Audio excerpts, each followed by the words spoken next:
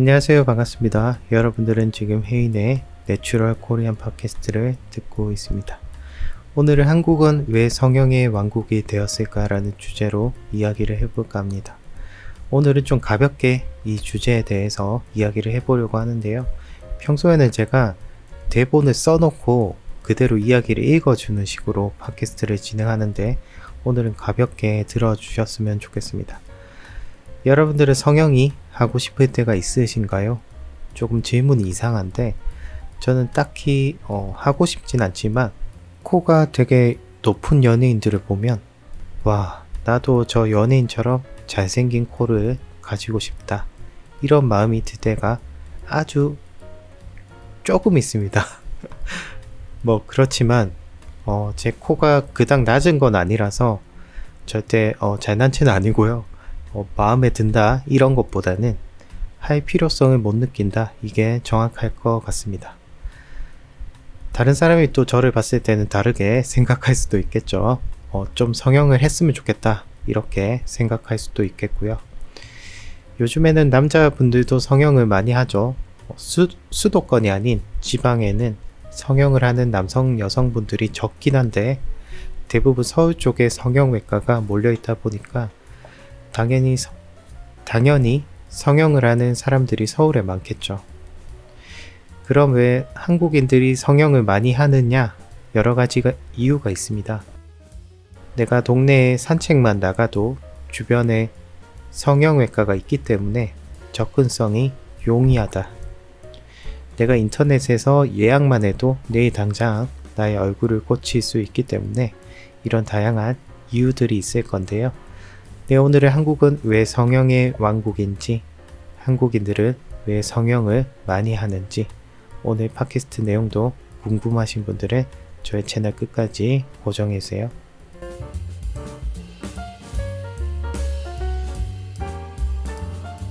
성형은 21세기 뿐만 아니라 아주 옛날에도 존재했었습니다. 부상자들의 얼굴과 신체 복원을 위한 재건 성형이 크게 발전했고 전후 경제 성장과 함께 성형이 외모 개선 목적에도 널리 사용되기 시작했죠. 심지어 15세기 유럽에서도 전쟁으로 코를 잃은 사람들을 위한 코 성형이 발전되었다고 역사 원문에도 실제로 기록이 되어 있습니다. 그 이후에는 이제 21세기에 들어서 미용을 위한 목적이죠. 외국인들은 이것을 플라스틱 서저리라고 영어로 말하기도 하는데 어감이 조금 무섭게 들리기도 합니다. 다들 이뻐지고 잘생겨지기 위한 성형수술이 점점 발전이 되어 가고 있다. 역시나 그 중심에는 대한민국이라는 나라가 있습니다.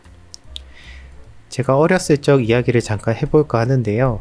90년대에는 대표적으로 이쁘다고 하는 여성 연예인들의 얼굴을 보면 굉장히 자연스럽고 수수하고 뭔가 순해 보이는 인상이 많았죠. 그러나 지금은 분위기가 어떤가요? 연예인들이 대부분 뭔가 코가 굉장히 오똑하고 약간 AI처럼 얼굴이 정형화되어 있는 느낌, 마치 조각상을 보는 것 같은 느낌, 뭔가 얼굴에서 자로 잰 듯한 그런 느낌을 선호하는 것 같습니다. 근데 이것은 뭐 취향마다 다르니까요. 누가 더 낫다 라고 단정 지을 수 없겠지만 다만 얼굴에서 예전에 쉽게 볼 수 있었던 자연스러움이 이제는 없어진 것 같은 느낌은 지울 수 없습니다. 혹시 이런 이야기 들어보셨나요? 남자는 코는 기본, 여자는 눈은 기본 이라는 말이 있습니다. 한국에서만 쓰는 말들인지는 정확히 모르겠지만 유달리 이런 말들을 한국에서 자주 듣곤 합니다. 남자는 코가 잘생겨야 돼. 코가 오똑하게 서 있어야지 다소 남성상이 뛰어나 보이고 잘생겨 보인다. 여자는 눈이 이뻐야 자신의 얼굴에서 아름다움이 배가 된다. 그 말이 얼추 맞는 것 같습니다. 여성분들은 코가 조금 낮아도 사슴같이 눈망울이 이쁘신 분들이 있죠. 그런 분들을 보면 굳이 코가 높지 않아도 이뻐 보이는 느낌을 주기도 합니다. 반대로 남자들은 코가 높으면 뭔가 진취적이고 성실할 것 같은 그런 이미지를 주기도 하죠. 그럼 한국인들은 왜 이렇게 성형을 많이 할까요? 이것 또한 여러 가지 한국의 사회적 배경과 문화적 배경들이 복합적으로 작용을 하고 있습니다. 한국은 기본적으로 외모에 대한 사회적 기대치가 상당히 높은데요. 제가 생각해도 옆 나라인 일본도 외모를 상당히 따지는 나라라고 생각이 드는데 한국은 더욱더 심하죠. 아무래도 최근 들어 한류 열풍과 더불어 K-팝이 우리 청년 세대들에게 너무 많은 영향을 주고 있기 때문에 실제로 성형외과에 방문해서 장원영과 같은 이쁜 얼굴을 하고 싶은데 코와 눈을 비슷하게 고쳐달라고 말하거나 남성분들도 마찬가지죠. 잘생긴 아이돌이나 연예인들의 사진을 직접 보여주면서 비슷하게 고쳐달라고 하는 분들이 실제로 많습니다. 미디어에서 비추는 연예인처럼 완벽한 모습을 자신에게 투영시키고 싶은 마음, 그와 비슷한 삶을 살고 싶은 욕심이 강한 거죠.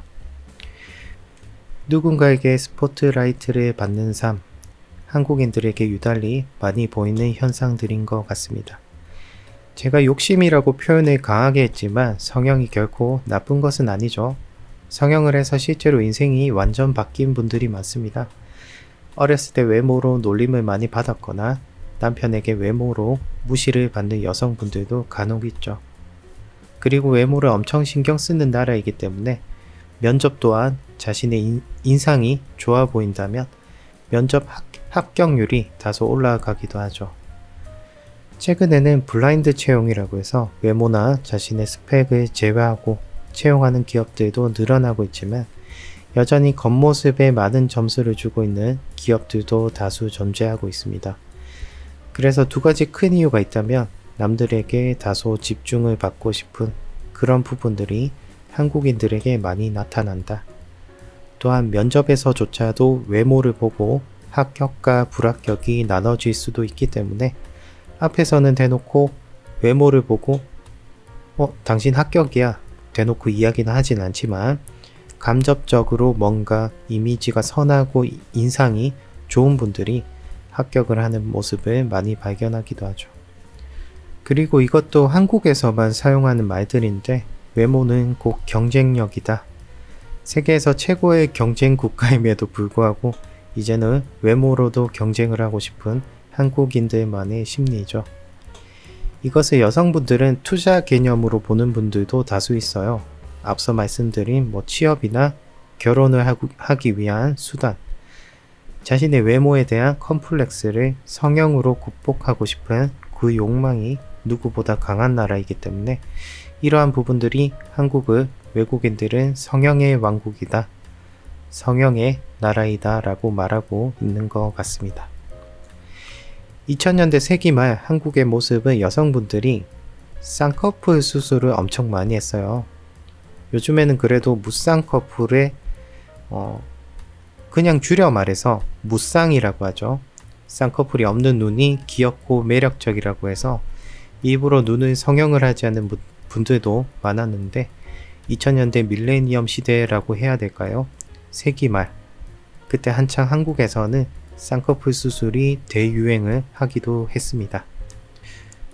연예인으로 예를 든다면 김태희, 한가인, 손예진 이런 한국에서 미를 대표하는 아주 아름다운 여성분들의 눈을 그대로 따라하고 싶은 분들이 엄청 많았습니다. 다소 선명하고 맑은 눈을 가지고 있죠. 트렌드에 따라 유행하는 눈이 있고 코가 있고 그런 것 같습니다. 한편으로는 성형에 대한 부작용도 한국에는 많은데요. 얼마 전에도 눈밑 지방 재배치인가 수술 종류는 제가 잘 몰라서 의사가 아니니까 잘 모르겠는데 눈이 사시가 되는 부작용이 생긴 거죠. 한쪽 눈동자가 완전히 방향이 다른 쪽으로 보이는 기형 같은 모습의 영상을 봤는데요. 역시나 성형을 해서 성공하면 물론 좋지만 부작용이 생겼을 때 그 두려움은 겪어본 사람만이 알 수 있을 것 같아요. 또한 이런 부작용 때문에 선뜻 성형을 할 용기가 없는 분들도 많죠. 제가 호주에 있었을 때도 한국인들은 성형을 왜 많이 하느냐 라고 질문을 주는 외국인들이 실제로 많았습니다. 그때 마침 싸이의 강남스타일이라는 노래가 큰 유행을 했었기 때문에 강남이라는 이미지와 성형이라는 이미지가 합쳐져 한국은 강남이라는 지역이 유명하고 성형을 많이 하는 나라로 유명하다. 대부분 이렇게 알고 있는 외국인들이 많았어요. 물론 이러한 이미지들이 사실이죠. 그렇지만 한국인들은 이러한 현상에 대해 무뎌진 것도 사실입니다. 이것은 굉장히 슬픈 현상인데요. 대부분 한국 사람들은 친구나 남들이 성형을 한다는 것에 이제 더 이상 놀라지 않는다는 것이 저에게는 굉장히 신기하게 느껴지기도 합니다. 옆집 누구누구는 전신 성형을 했더라. 옆집에 누구누구는 얼굴 전체를 다 고쳤더라. 성형을 하는 것은 결코 나쁜 것은 아니지만 이 성형의 스케일이 점점 커진다는 거죠. 그래서 50년 뒤의 한국의 모습은 마치 젊은이들의 이미지가 다소 비슷비슷하게 생겼을 것이다. 다들 코도 높고 눈도 비슷한 사람들이 거리를 활보하면서 다닐 것이다. 실제로 강남에 가면 비슷하게 생기신 분들이 많죠. 비슷한 코, 비슷한 얼굴의 생김새를 하고 있고 같은 병원에서 했거나 비슷한 방법으로 시술을 했거나 서로 소문을 듣고 이 병원 눈은 정말 잘 고친대. 이 병원은 코를 정말 잘 세워준대. 또 여성분들은 친구가 옆에서 그렇게 말하면 혹 하거든요. 왠지 친구가 추천해준 병원에서 성형을 받아야 될 것 같은 기분이 드는 거죠. 그렇게 된다면 서로의 다양성이 존재하지 않고 너도 나도 서로 코가 굉장히 높고 조각같이 생겼다면 이것 또한 부작용이 분명히 생기게 될 것이다 라고 생각이 듭니다. 제 개인적인 생각으로는 정말 내가 누가 봐도 나의 외모가 볼품이 없다. 외모 컴플렉스를 느낄 만큼 외모에 대한 자신감이 없다. 이럴 경우에는 성형을 적극 권장하지만 요즘에는 평범하게 생기신 분들도 화장을 하거나 조금만 꾸며도 너무 귀엽거든요. 그러한 부분들이 오히려 매력을 끌기도 하고 너무 이쁘거나 잘생긴 것도 좋지만 그러한 분들이 이제 내 여자친구라고 생각을 했을 때 뭔가 내 옆에 있으면 당장이라도 바람을 필 것 같고 그럴 일 없겠지만 카리나 같은 여자친구가 있다 상상을 해보죠. 정말 불안해서 잠도 못 잘 것 같습니다. 네, 오늘은 한국은 왜 성형의 왕국이 되었을까에 대해서 이야기를 해봤는데요.